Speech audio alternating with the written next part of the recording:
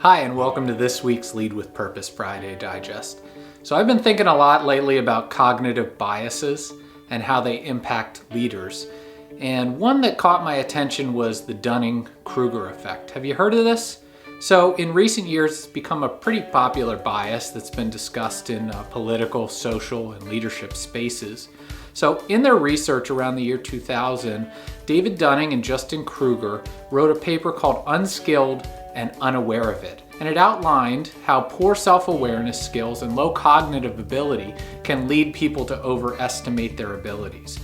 Some stories probably come to mind from your personal experience when I describe that, but here's the story that spurred their research.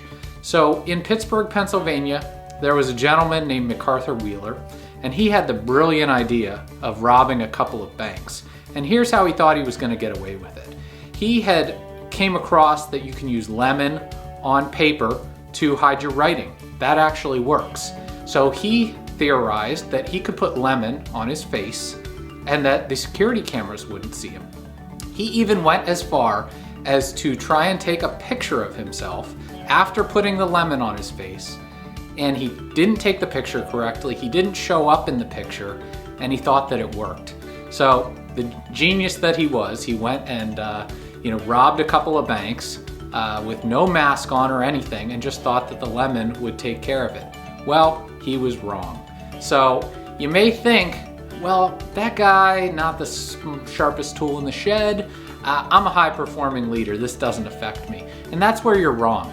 So it's easy for leaders with high cognitive ability to think that the Dunning-Kruger effect would not affect you, but blind spots affect everyone, even high achievers. We all have blind spots.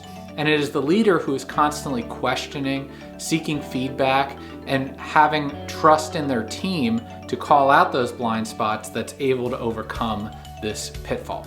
So this week, I want you to work with your team. Think about your blind spots. Think about the trust that you've built. How can you increase your levels of self-awareness to avoid the Dunning-Kruger effect? As always, I look for articles that are going to help you become a better and more purposeful leader. Check them out below. Thanks.